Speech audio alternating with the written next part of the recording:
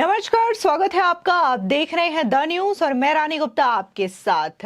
इस वक्त बड़ी खबर सामने आ रही है सनातन धर्म विवाद को लेकर के। दरअसल भारत में जहां एक और विपक्ष के तमाम नेताओं के द्वारा सनातन धर्म को लेकर के विवादित बोल बोले जा रहे हैं, तो वहीं दूसरी ओर अगर हम अमेरिका की बात करें तो अमेरिका ने एक ऐसी घोषणा की है सनातन धर्म को लेकर के जिससे जाहिर तौर पर विपक्ष को बेचैनी होना लाजमी है। दरअसल अमेरिका के एक शहर में यह घोषणा की गई है कि 3 सितंबर को सनातन धर्म दिवस मनाया जाएगा। आपको बता दें कि तमिलनाडु के सीएम एमके स्टालिन के जो बेटे हैं उदयनिधि के सनातन धर्म पर दिए गए बयान के बाद से भारत में लगातार बवाल मचा हुआ है। यूपी में जहां एडवोकेट हर्ष गुप्ता और राम सिंह लोधी की शिकायत पर सनातन धर्म के खिलाफ अभद्र भाषण और टिप्पणी करने वाले उदयनिधि स्टालिन और प्रियंका खड़गे के खिलाफ एफआईआर दर्ज करवाई गई, तो वहीं दूसरी ओर देखने को मिल रहा है कि लगातार देश में इसको लेकर के बवाल मचा हुआ है। साधु संत भी इसको लेकर के आक्रोश व्यक्त कर चुके हैं। तो वहीं दूसरी ओर इस बयान से न सिर्फ भारत नहीं बल्कि दुनिया भर में हिंदू संगठनों में आक्रोश नजर आने लगा है। हाल ही में मलेशिया के एक हिंदू संगठन की ओर से भी उदयनिधि स्टालिन के इस सनातन विरोधी बयान को लेकर के आपत्ति जताई गई। मलेशिया हिंदू संगम ने मलेशिया में भारतीय उच्चायोग को कड़े शब्दों में निंदा पत्र संबोधित करके स्टालिन के बयान के खिलाफ कड़ा रुख अपनाने की बात कही है। बता दें कि 4 सितंबर को लिखे पत्र में मलेशिया हिंदू संगम ने उदयनिधि स्टालिन की टिप्पणियों पर अपना कड़ा विरोध व्यक्त किया है। उन्होंने कहा कि हम मलेशिया हिंदू संगम और मलेशिया में हिंदू समुदाय उदयनिधि स्टालिन की टिप्पणियों का जोरदार विरोध करते हैं। सनातन धर्म की उनकी तुलना डेंगू, मलेरिया, कोरोना वायरस जैसे बीमारियों से करना बेहद अपमानजनक है। आपको बता दें कि अब इसी बीच अमेरिका ने भी एक बड़ा ऐलान कर दिया है। दरअसल अमेरिका के एक शहर ने 3 सितंबर को सनातन धर्म दिवस घोषित किया है। बता दें कि अमेरिका के लुइसविले यानी कि केंटकी शहर के मेयर ने 3 सितंबर को सनातन धर्म दिवस घोषित किया है।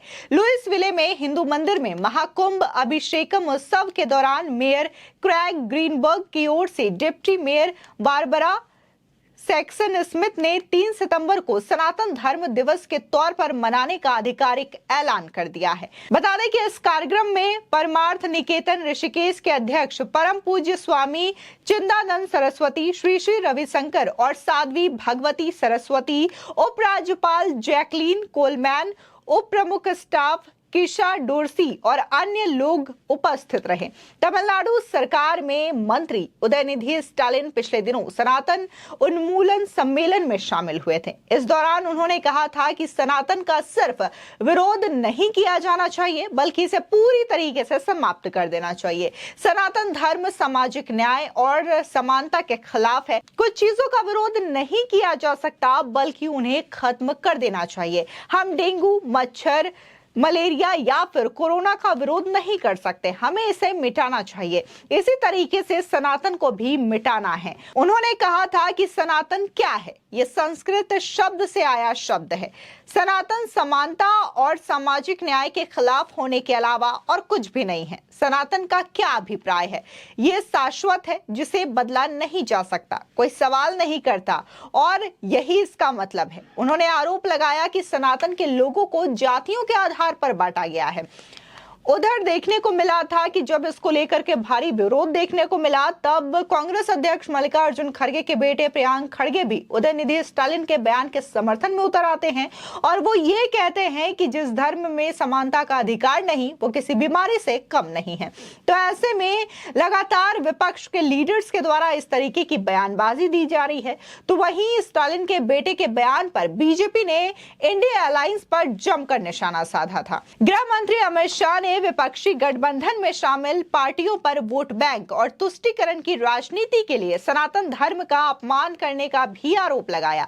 गृह मंत्री अमित शाह ने कहा कि तमिलनाडु के मुख्यमंत्री के बेटे समेत अन्य डीएमके नेता ये कह रहे हैं कि सनातन धर्म को समाप्त कर दिया जाना चाहिए। अमित शाह राजस्थान में रैली को संबोधित करने पहुंचे थे और यहां पर उन्होंने ये कहा कि लोगों ने वोट बैंक की और तुष्टीकरण की राजनीति करने के लिए सनातन धर्म धर्म को समाप्त करने की बात कही है, हमारी संस्कृति, हमारे इतिहास और सनातन धर्म का अपमान किया है।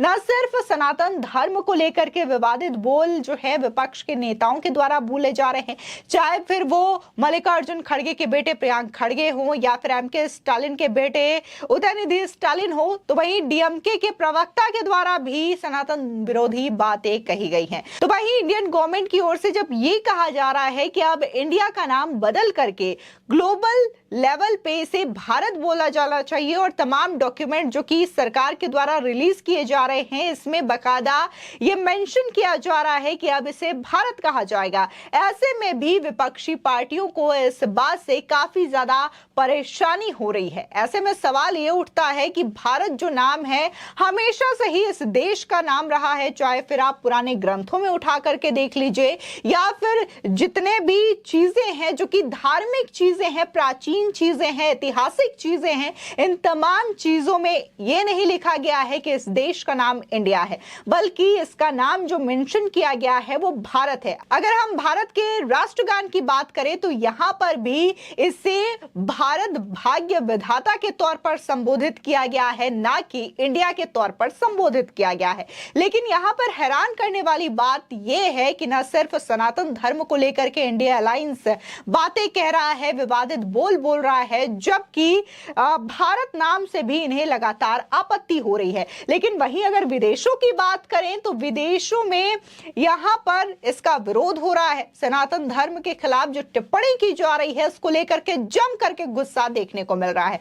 मलेशिया की बात करें तो मलेशिया में भी कई सारे हिंदू संगठन हैं जिन्होंने बकायदा उदयनिधि स्टालिन के इस बयान की निंदा की है और उन्होंने जो भारत का हाई कमीशन है उन्हें लेटर लिखा है और तत्काल इसको लेकर के एक्शन की मांग की है। तो वहीं अमेरिका भी भारत में चल रहे सनातन धर्म विवाद के बीच ये घोषणा करता है कि अमेरिका में 3 सितंबर को सनातन धर्म दिवस मनाया जाएगा, यानी कि अपने आप में भारत का सनातन धर्म जो है विश्व स्तर पर एक अलग पहचान स्थापित कर रहा है। लेकिन अगर हम खुद के देश की बात करें, भारत की बात करें, तो यहाँ पर कई सारे ऐसे दल मौजूद हैं जो कि अपनी स्वार्थ की राजनीति की वजह से, तुष्टीकरण की राजनीति के लिए, सिर्फ और सिर्फ अपने फायदे के लिए सत्ता हथियाने वाले लोग जो हैं वो सनातन धर्म को लेकर के बोल रहे हैं और भारत को लेकर के बोल रहे हैं। लेकिन यहाँ पर जनता का भी साफ रुख है और कई सारे लोग इस चीज को लेकर के विरोध दर्ज करवा रहे हैं और बाकायदा कई सारे जगहों में उदयनिधि स्टालिन के खिलाफ तो शिकायत दर्ज करवाई जा रही है, उनके खिलाफ एफआईआर भी दर्ज करवाई जा रही है। लोगों का कहना है कि तत्काल इनके खिलाफ कार्रवाई होनी चाहिए। बकायदा सोशल मीडिया प्लेटफॉर्म पर तो इन्हें गिरफ्तार करने की मुहिम तक चल रही है। यानी कि लोगों का कहना यह है कि जब तक सनातन धर्म के खिलाफ इस तरीके की टिप्पणी की जाती रहेगी, ऐसे लोग जो हैं सिर्फ और सिर्फ एक विशेष समुदाय को खुश करने के लिए इस तरीके की बातें बोलते हैं ताकि ये अपना वोट बैंक बढ़ा सके। फिलहाल इस खबर को लेकर के आपकी क्या राय है हमारे कमेंट सेक्शन में जरूर बताएं। आगे की और भी अपडेट के लिए चैनल को सब्सक्राइब करना ना भूलें।